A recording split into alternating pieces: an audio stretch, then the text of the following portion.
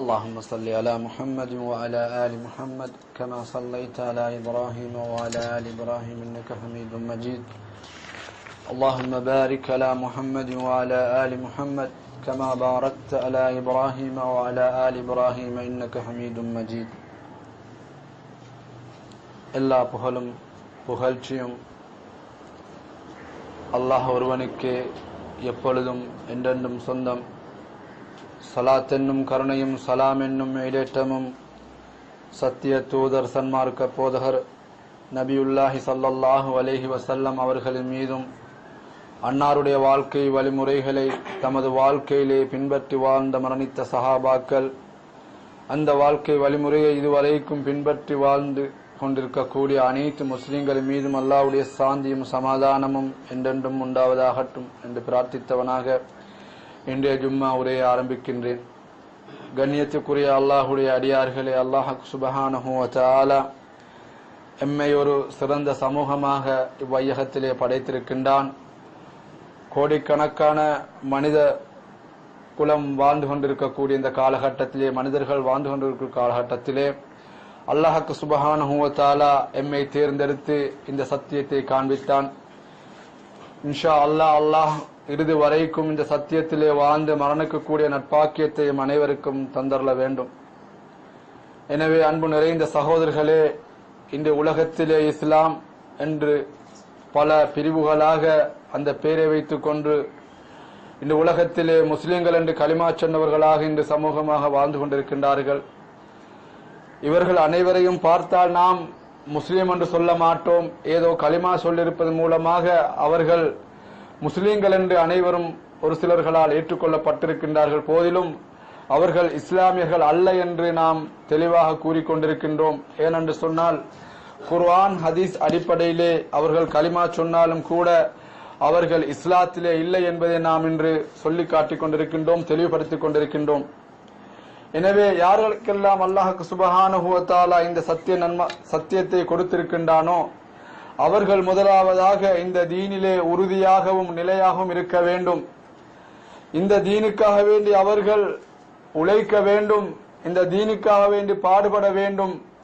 எப்பொழுதெல்லாம் உழைப்பும் பாடுபாடும் தியாகமும் இஸ்லாத்துக்காக வேண்டி இந்த கூட்டம் அல்லாஹ் தஆலா பொறுப்பு தந்த அந்த இஸ்லாமிய கூட்டம், சன்மார்க்கத்தை போதிக்கக்கூடிய கூட்டம் அதை ஏற்றுக்கொள்கின்றதோ அண்டையிலிருந்துதான் அவர்களுக்கு வெற்றி கிடைக்கும்.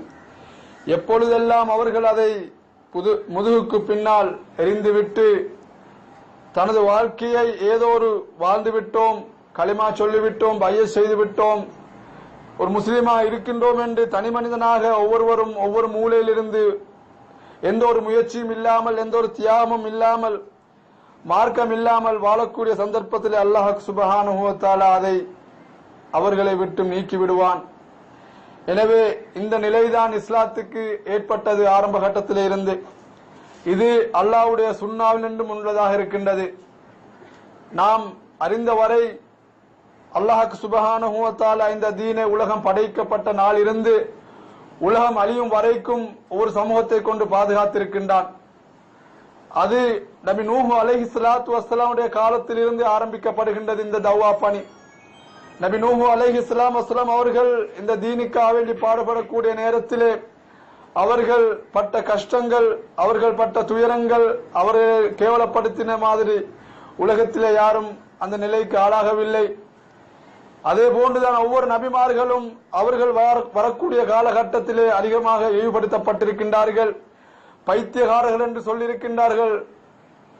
இறுதியாக வந்த ஸல்லல்லாஹு அலைஹி வஸல்லம் அவர்களுக்கு கூட நீர் ஒரு பைத்தியகாரர், நோயாளி என்றெல்லாம் சொல்லியிருக்கின்றார்கள். எப்பொழுதெல்லாம் இந்த சத்தியம் மேலோங்குமோ அப்பொழுதெல்லாம் இவ்வாறான எதிர்ப்புகள் உலகத்திலே வருவது, காபிரிடத்தில் இருந்தும் இதை எதிர்க்கக்கூடியவர்கள் இருந்தும் ஜாஹிலியத்தில் இருந்தும் இது இவ்வாறான எதிர்ப்புகள் வருவது அல்லாஹ்வுடைய சுன்னாவில் இன்னும் உள்ளதாகும். எனவே நாம் இவைக்கு அஞ்சாமல் நாம் எமது கொள்கையை, எமது தீனை நிலையாக எடுத்துச் செல்வதற்கு எமது ஒவ்வொருவர் மீதும் அதிலே உறுதியாக இருப்பது கடமை. இதைத்தான் அல்லாஹ் சுப்ஹானஹு வ தஆலா அவனுடைய திருமறையிலே கூறுகின்றான். இன்னல்லதீன காலு ரப்புனல்லாஹ், சிலர் இருக்கின்றார்கள் அவர்கள் என் இறைவன் அல்லாஹ் தான் என்று அவர்கள் ஈமான் கொள்கின்றார்கள். ரப்புனல்லாஹ் சும்மஸ்தகாமு, இன்னல்லதீன காலு ரப்புனல்லாஹ் சும்மஸ்தகாமு, அவர்கள் அந்த தீனிலே எப்பொழுதெல்லாம் அல்லாஹ் ரப்பாகவும் ஏற்றிருக்கின்றார்களோ அன்றையிலிருந்து அவர்கள் சும்மஸ்தகாமு, அதிலே நிலையாக இருப்பார்கள். அவருடைய காலத்திலே வாழக்கூடிய நபிமார்கள் அவர்கள் சொன்னதை பின்பற்றி அவர்கள் கொள்கையை ஏற்று உறுதியாகவும் நிலையாகவும் இருப்பார்கள். எவ்வாறெல்லாம் எப்பொழுதெல்லாம் இந்த சமூகம், இந்த முஸ்லிம் என்று சொல்லக்கூடிய சமூகம் எவ்வாறு இருக்கின்றதோ அவர்களை பற்றி தான் அல்லாஹ் கூறுகின்றான். இன்னல்லதீன காலு ரப்புனல்லாஹ் சும்மஸ்தகாமு தத்தனஸ்ஸலு அலைஹிமுல் மலாயிகா, அவர்களுக்கு அல்லாஹ் சுப்ஹானஹு வ தஆலா அவனுடைய வானவர்களை கொண்டு உதவி செய்வதாகவும் அவர்கள் வானவர்களை இறக்கி வைத்து அவர்களுக்கு உதவி செய்வதாகவும் அல்லாஹ் வாக்களிக்கின்றான்.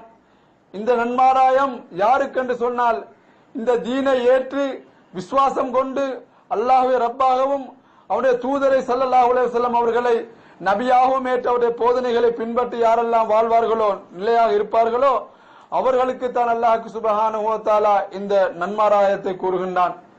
தத்தனஸ்ஸல் அலைஹிமுல் மலாயிகா, அல்லாஹ் சுப்ஹானஹு வ தஆலா இது நேரத்திலே நடக்கக்கூடிய ஒரு சம்பவத்தை, ஒவ்வொரு மனிதனுக்கும் சக்கராத் என்ற ஒரு நிலை இருக்கின்றது, மரண தருவாய் என்று நாம் சொல்வோம். அந்த நிலை ஒவ்வொரு மனிதனும் அடைவான். இதிலே ஒரு விசுவாசியும் அடைவான், நிராகரிப்பாளரும் அடைவான். ஆனால் இவ்விருவர்களுக்கும் வித்தியாசமான முறையிலே மலக்குமார்கள் இறங்குவார்கள். அது எங்களுக்கு தெரியும். இது விசுவாசிக்கு நடக்கக்கூடிய ஒரு விஷயத்தை அல்லாஹ் சுப்ஹானஹு வ தஆலா திருமறையிலே கூறுகின்றான். அவர்களுக்கு முதலாவதாக அல்லாஹ் தகாஃபு வலா தஹ்சனு, அதாவது நீங்கள் எதற்கும் பயப்படக்கூடாது, நீங்கள் பயப்பட வேண்டிய அவசியம் இல்லை. வலா தகாபு, நீங்கள் வலா தஹ்சனு, நீங்கள் கவலை கொள்ளவும் தேவையில்லை என்பதாக மலக்குமார்கள் சொல்வார்கள். எனவே இது ஒரு மனிதனுக்கு இந்த ஒரு நன்மாராயம் அவனுக்கு சக்கராத்துடைய நேரத்திலே கிடைத்து விட்டால் அவன் தான் வெற்றியாளன்.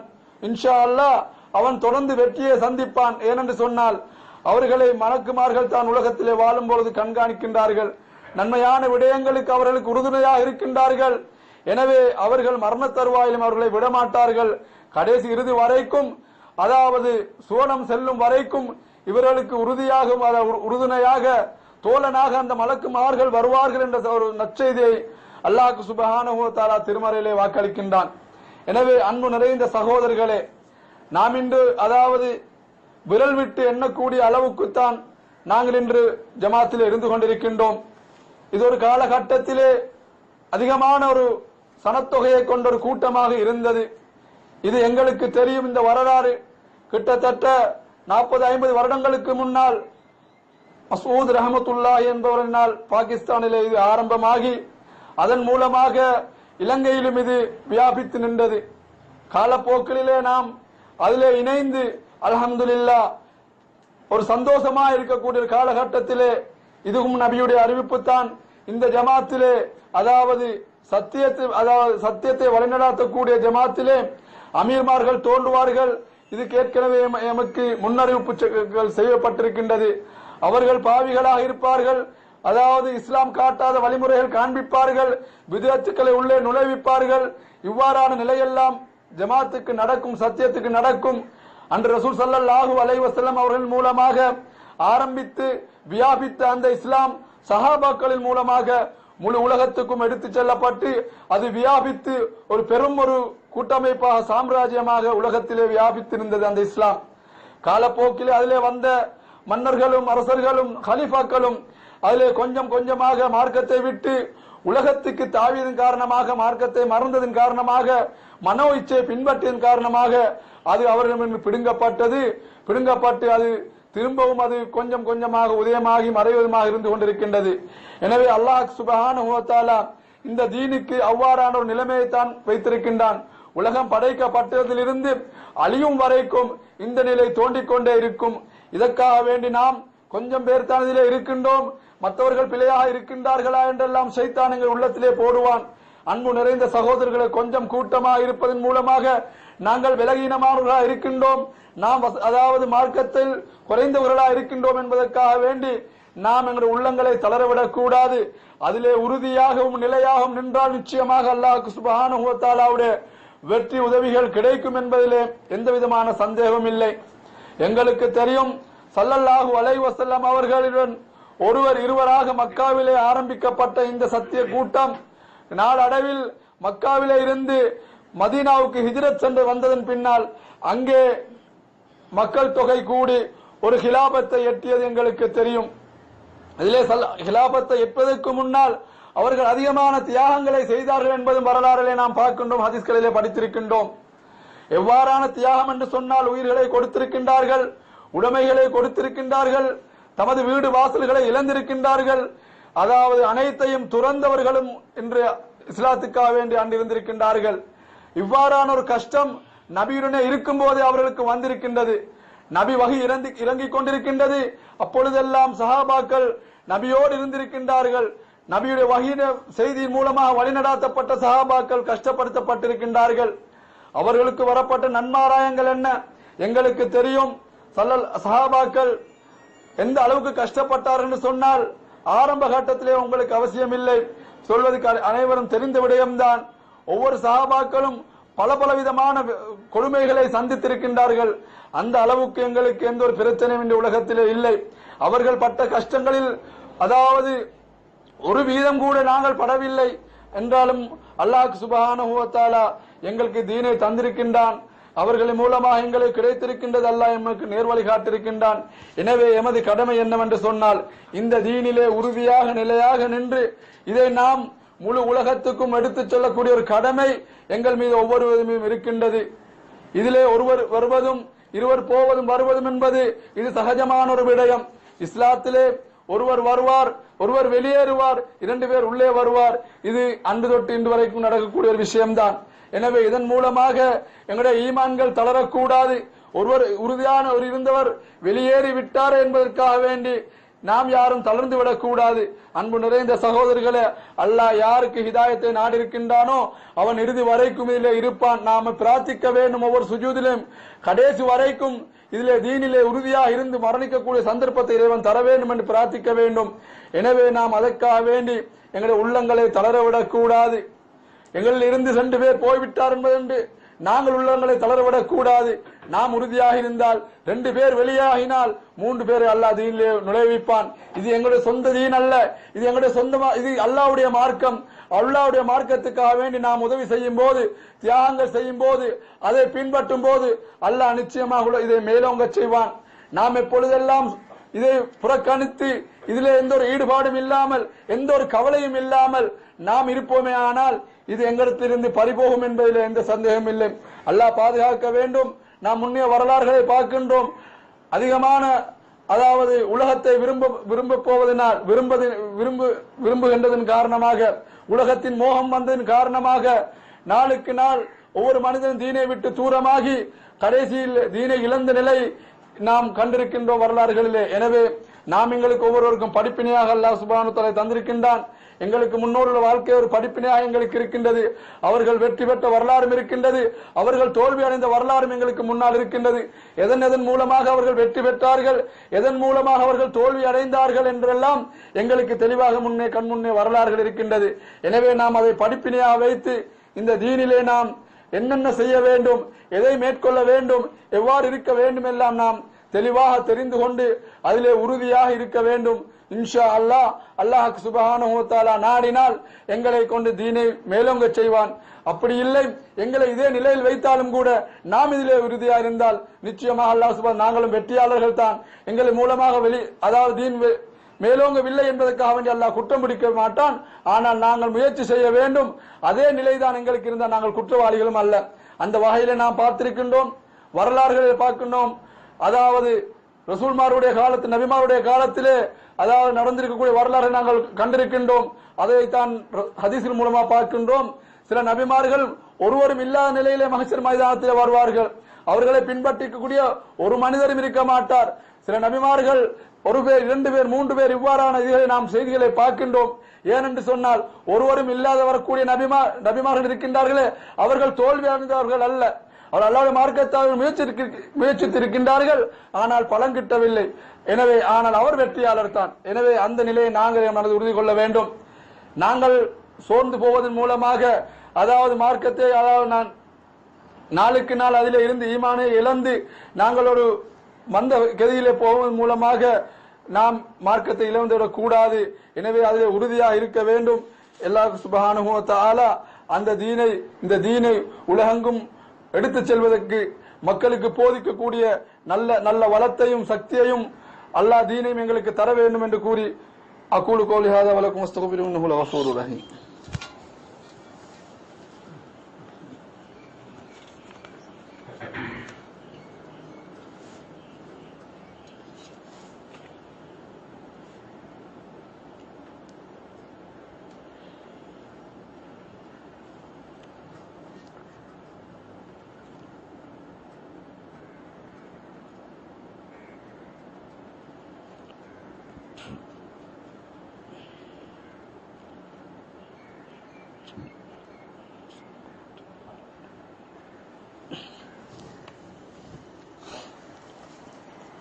إن الحمد لله نحمده ونستعينه ونستغفره ونعوذ بالله من شرور أنفسنا ومن سيئات أعمالنا من يهده الله فلا مضل له ومن يضلل فلا هادي له أشهد أن لا إله إلا الله وحده لا شريك له وأشهد أن محمدا عبده ورسوله أما بعد.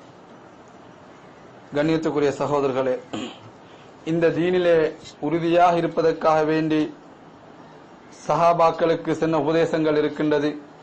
அதிலே அனஸ் ரலியல்லாஹு தஆலா அவர்கள் அறிவிக்கின்றார்கள், ஒரு மனிதர் கேட்கின்றார், குல்லி ஃபில் இஸ்லாமி கௌலன், நபியே எனக்கு சொல்லுங்கள், இஸ்லாத்தில் ஒரு வார்த்தையை சொல்லுங்கள், அஸ்ஸலு அன்ஹு அஹதன் பகதக், நபியே உங்களுக்கு பின்னால் நான் இதுக்கு பிறகு யாரிடத்திலும் கேட்க வேண்டிய அவசியமும் தேவைப்படாது, கேட்கவும் மாட்டேன், அந்த அளவுக்கு ஒரு முக்கியமான ஒரு விடயத்தை எனக்கு நீங்கள் சொல்லித்தாருங்கள் இஸ்லாத்திலே என்பதாக அந்த மனிதர் கேட்கின்றார். ஸல்லல்லாஹு அலைஹி வஸல்லம் அவர் சொன்னார்கள், கால குல் ஆமன்து பில்லாஹ், நபி அவர்கள் சொல்கின்றார்கள், நீ அல்லாஹ்வை விசுவாசம் கொள், சும்மஸ்தகிம் ஃபஸ்தகிம், அதிலே நீ நிலையாக உறுதியாக இரு என்ற ஒரு உபதேசத்தை செய்கின்றார்கள். வேற எந்த ஒரு அமலையும் நபி அவர்கள் அவருக்கு சொல்லிக் கொடுக்கவில்லை. நீ அல்லாஹ்வை ஏற்றுக்கொள், அதிலே நீ நிலையாக உறுதியாக இரு என்ற ஒரு வாசகத்தை நபி அவர்கள் ஒரு சுருக்கமாக சொல்கின்றார்கள். இதிலே முழு விடயங்களும் அடங்கி இருக்கின்றது. இஸ்திகாமத்தாக இருப்பது என்பது நிலையாக இருப்பது.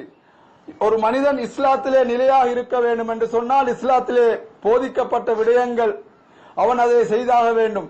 இஸ்திகாமத்தாக இருப்பதற்கு அதிலே வந்த விடயங்களை அவன் பின்பற்ற வேண்டும். தொழ வேண்டும், ரமலான் மாதம் நோன்பு நோக்க வேண்டும், வசதி இருந்தால் ஹஜ் செய்ய வேண்டும், இவ்வாறான இதர கடமைகள் என்னென்னவெல்லாம் இருக்கின்றதோ அவன் அவைகளை நிறைவேற்ற வேண்டும்.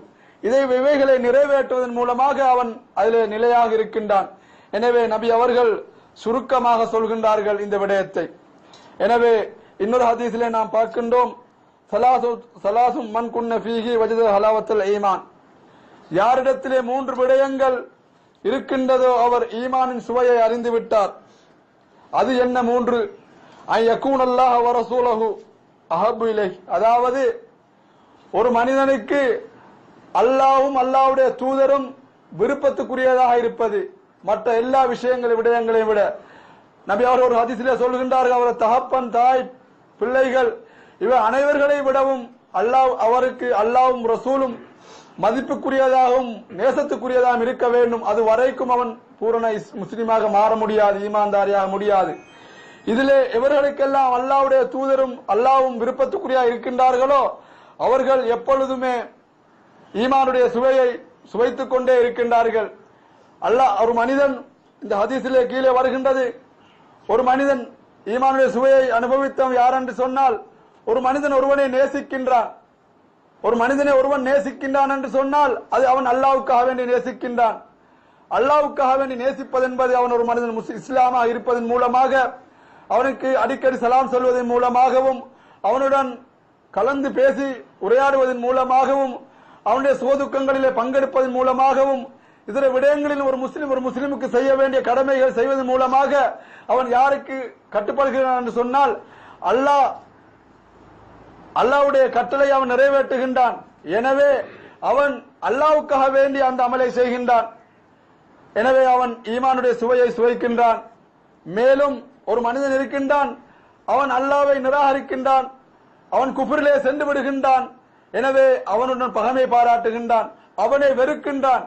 இவனுடைய சொந்த தேவைக்காக வேண்டியோ, இவனுடைய குடும்ப விஷயங்களுக்காக வேண்டியோ, உலக ஆதாயங்களுக்காக நேசமும் வெறுப்பும் இல்லை. இரண்டுமே அல்லாஹ்வுக்காக வேண்டி இருக்கின்றது. ஒரு மனிதன் நேசிப்பது என்று சொன்னால் அவன் அல்லாஹ்வுக்காக நேசிக்கின்றான், ஒரு முஸ்லிமாக இருப்பதனால் நேசிக்கின்றான். எனவே அவன் அல்லாஹ்வுக்காக நேசிப்பதன் மூலமாக அவன் ஈமானுடைய சுவையை அடைகின்றான். இது ஒவ்வொரு மனிதனுக்கும் அதை செய்யக்கூடிய மனிதர்கள் இதை அனுபவிப்பார்கள். இதிலே வெளியிலிருந்து பார்க்கக்கூடியவருக்கு தெரியாது. ஏதோ உள்ளத்திலே அவனுக்கு ஒரு சந்தோஷத்தை அல்லாஹ் கொடுத்து கொண்டுதான் இருப்பான். ஒரு முஸ்லிமிடம் இன்னொரு முஸ்லிம் சலாம் சொல்லி கதைக்கக்கூடிய நேரத்திலே, அல்லாஹ்வுக்காக அந்த அமலை செய்யக்கூடிய நேரத்திலே அவனிடத்தில் உள்ளத்தில் ஏதோ அறியாத முறையில் அவனுக்கு உள்ளத்தில் சந்தோஷம் ஏற்படுகின்றது. இதுதான் ஈமானுடைய சுவையாக இருந்து கொண்டிருக்கின்றது. மேலும் அவன் குஃப்ரிலே செல்வதை மீண்டும் நெருப்பிலே வீசப்படுவதை போன்று உணர்வான். ஏனென்று சொன்னால் அவன் ஆரம்பத்திலே நெருப்பில் இருந்து, அதாவது நரகத்திலே இருந்து தப்பி இஸ்லாத்துக்கு வந்தவன் மீண்டும் அதிலே போவதை அவன் பயப்படுவான். எனவே அவன் குஃப்ரை நெருப்பை போன்று காண்பான். எனவே இந்த அளவுக்கு ஸல்லல்லாஹு அலைஹி வஸல்லம் அவருடைய போதனைகள் எங்களுக்கு இருக்கின்றது. எனவே நாம் இதை அழகான முறையான முறையிலே பின்பற்றி வாழ்ந்தோம் என்று சொன்னால் நிச்சயமாக அல்லாஹ் சுப்ஹானஹு வ தஆலா நம்மை பொருந்திக் கொண்டு இந்த உலகத்துக்கு தீனை எடுத்துச் சொல்லக்கூடிய நட்பாக்கியத்தை எங்களுக்கு தருவான். அன்பு நிறைந்த சகோதரிகளே, நாம் இன்று கூட்டமைப்பாக இருந்து கொண்டிருக்கின்றோம். எங்களுக்கு எதிர்பார்க்க முடியாது. இதிலே இருக்கக்கூடிய ஒவ்வொருவரும் எல்லோரும் ஒரே ஈமானுடைய தரத்திலே இருக்கின்றார்கள் என்பதை எதிர்பார்க்கவும் முடியாது. இதில் இருக்கக்கூடியவரும் அனைவருமே எல்லாம் ஒரே பண்புலே நல்ல குணத்திலே இருக்கக்கூடியவர்கள் என்று எங்களுக்கு சொல்ல முடியாது. இதில் இருக்கக்கூடிய அனைவரும் அதாவது அவசர கோபக்காரர்கள், அவசரமாக கோபப்பட்டு பிரச்சனைகள் வளர்க்கக்கூடிய எல்லோரையும் ஒரு முடிவுக்கு எடுக்க முடியாது. ஏனென்று சொன்னால் ஒவ்வொரு மனிதனும் ஒவ்வொரு விதத்திலே படைக்கப்பட்டிருக்கின்றான். ஒவ்வொரு மனிதனும் ஒவ்வொரு தோட்டத்திலே படைக்கப்பட்டதை போன்று அவனுக்கு குணாபிஷயங்களும் வித்தியாசப்படுகின்றது. ஏதோ அவன் கடமை என்ற வகையிலே அவன் இஸ்லாத்துக்கு கட்டுப்பட்டு அந்த இஸ்லாம் வெறுக்கக்கூடிய விடயங்களை அவன் தவிர்த்து கொள்ள வேண்டும்.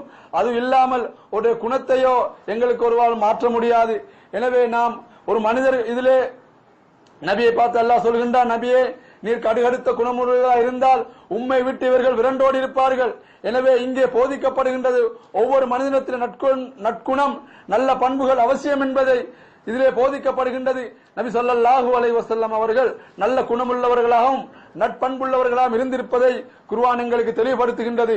எனவே இது ஒவ்வொரு முஸ்லிம் மீதும் கடமையாக இருக்கின்றது. இந்த பண்பை வரவழைத்துக் கொள்வது, எம்மை கட்டுப்படுத்திக் கொள்வது.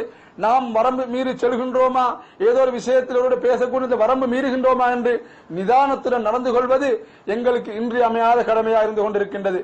எனவே எம் அனைவருக்கும் நல்ல பண்பையும் நல்ல இரக்க தன்மையும் உள்ளத்தில் அல்லாஹ் தர வேண்டும்.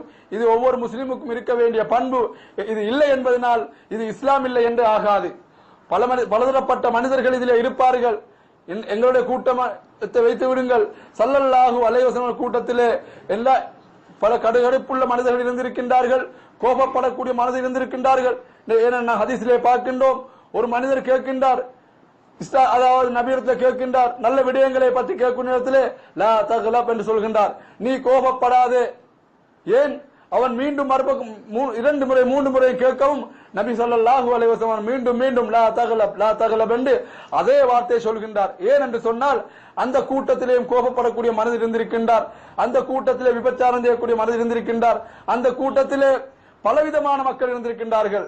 ஏனென்று சொன்னால் இஸ்லாமிய கூட்டமைப்பிலே அனைத்து குறைந்தபட்சம் முனாஃபிக்களும் கூட இருந்திருக்கின்றார்கள். எனவே அந்த ஸல்லல்லாஹு அலைஹி வஸல்லம் கூட்டமைப்பிலே இவ்வாறான மனிதர்கள் இருந்தார்கள் என்று சொன்னால் எமது இந்த கூட்டத்தில் இருக்க மாட்டார் என்ற உத்தரவாதத்தை யாராலும் கொடுக்க முடியாது. மனிதர்கள் பலதரப்பட்ட மனிதர்கள் இருக்கின்றார்கள், பல குணங்களை உடையவர்கள் இருக்கின்றார்கள். எனவே நாம் ஒவ்வொரு மனிதருக்காகவே இஸ்லாத்தை விட்டு விரண்டோடக்கூடிய நிலையாக கூடாது. அது அவருக்குத்தான் நஷ்டம். இதிலே இருக்கக்கூடியவர்கள் பண்பில்லாதவர்கள், இதிலே இருக்கக்கூடியவர்கள் பேச தெரியாதவர்கள் என்றெல்லாம் இதுக்கு குறை கூறி கொண்டு இதில் வெளியேற முடியாது. இதில் இருக்கக்கூடிய இஸ்லாமியர்கள், இதில் இருக்கக்கூடிய தீனில் இருக்கக்கூடியவர், இதில் இருக்கக்கூடிய சத்தியத்தில் இருக்கக்கூடிய ஒரு கூட்டம். எனவே இதில் இருக்க வேண்டுமே ஒழிய இதில் இருக்கக்கூடிய மனிதர்களை பார்த்து நாம் மார்க்கத்தை இடைபோடக்கூடாது. நாம் இருப்பது சத்தியமா அசத்தியமா என்பது தெளிவோடு இருக்க வேண்டுமே ஒழிய இதில் இருக்கக்கூடியவர்களை குறை கண்டு நாம் எந்த ஒரு விடயத்திலும் நாம் முடிவெடுக்க கூடாது. அன்பார்ந்த சகோதரர்களே, ஒருவர் இருந்தாலும் இருவர் இருந்தாலும் நாம் சத்தியத்திலே தான் இருக்கின்றோம் என்பது தெளிவோடு சத்தியத்தோடு இருக்க வேண்டும், தெளிவான கொள்கையிலே இருக்க வேண்டும், சத்தியத்திலே உறுதியாக இருக்க வேண்டும். அவருக்காக வேண்டி, அவருடைய குணத்துக்காக வேண்டும், இவருடைய பேச்சுக்காக வேண்டும், இவருடைய பயானுக்காக வேண்டும் இஸ்லாத்தில் நுழைந்தோம் என்றது அல்ல. நாம் இருக்கக்கூடிய கொள்கை சரிதானா, நாம் இருக்கக்கூடிய கொள்கை சத்தியம்தானா? இதுல இருப்பவர்கள் யாராக இருந்தால் எங்களுக்கு என்ன? நாம் இருந்து மரணிக்க எம்முடைய பயணம் இலட்சியம் ஒன்றாக இருக்க வேண்டும். அது என்ன? சுவனப்பாதை. நாம் சுவனம் செல்ல வேண்டும். இதுல என்னோட வரக்கூடியவர்கள் எந்த குணமுள்ளவர்களும் எங்களுக்கு அவசியம் அல்ல. நாம் விசாரிக்கப்படவும் மாட்டோம். நீ இருந்தது சரிதானா என்பதுதான் விசாரிக்கப்படுவோம். நீ தீனிலே இருந்தாயா, நீ சத்தியத்தில் இருந்திருக்கின்றாயா என்பதுதான் இங்கே முக்கியமே ஒழிய இதுல இருக்கக்கூடிய ஒரு மனித குணாபிஷயங்களோ இதுல இருக்கக்கூடிய மனிதனுடைய விடயங்களோ எங்களுக்கு அவசியமற்றது. எனவே நாம் இருக்கக்கூடிய இருவராக இருந்தாலும் சரி, ஒருவராக இருந்தாலும் சரி, இது சத்திய கூட்டமைப்பா, இது சத்தியமா என்றுதான் ஒன்று தேட வேண்டுமே ஒழிய வேறொன்றும் எங்களுக்கு அவசியமற்றது. எனவே அன்பு நிறைந்த சகோதரர்களே, நாம் உறுதியாக இருக்க வேண்டும் என்று சொன்னால் முக்கியமாக நாம் தெரிந்து கொள்ள வேண்டிய விடயம், இதிலே பலதரப்பட்ட நான் சொன்னதை போன்ற குணமுள்ளவர் இருப்பார்கள். ஸல்லல்லாஹு அலைஹி வஸல்லம் கூட்டமைப்பில் இருந்திருக்கின்றார்கள். அதிலே முனாஃபிக் இருந்திருக்கின்றார்கள். இதிலே நாம் வெளிப்படையாக முனாஃபிக்கை காணவில்லை. எனவே சகோதரர்களே, யார் இருந்தாலும் நாம் இருக்கக்கூடிய கொள்கை சத்தியமா என்பதுதான் எங்களுக்கு தேவை. எனவே மாஷா அல்லாஹ் நாங்கள் தெளிவான சத்தியத்தில் இருக்கின்றோம், தெளிவாக சொல்லுகின்றோம், எடுத்து சொல்லுகின்றோம் சத்தியத்தை. எனவே அல்ஹம்துலில்லாஹ் சத்தியத்தில் இருக்கின்றோம். எனவே இதில் நாம் உறுதியாக இருந்து இந்த சத்திய பிரச்சாரத்தை மக்களுக்கு எட்டி வைக்கக்கூடிய ஒரு கடமை எங்களுக்கு இருக்கின்றது. அதற்காக நாம் என்ன செய்ய வேண்டும் என்றெல்லாம் யோசித்து அதற்கான தீர்வுகளைத்தான் நாம் தேட வேண்டுமே ஒழிய வேறொன்று மாற்று வழியும் எங்களுக்கு கிடையாது. எனவே அல்லாஹ் சுப்ஹானஹு வ தஆலா இந்த தீனிலே உறுதியாக வாழ்ந்து மறக்கக்கூடிய நட்பாக்கியத்தை எனக்கும் உங்களுக்கும் தர வேண்டும். இது மக்களுக்கும் எடுத்து சொல்லி அவர்களின் தீனிலே சேர்த்து அந்த நன்மையை பெறக்கூடிய பாக்கியத்தையும் தர வேண்டும். அக்கூலு கௌலி ஹாதா வலக்கும் அஸ்தக்ஃபிருஹு இன்னஹு லகஃபூருர் ரஹீம்.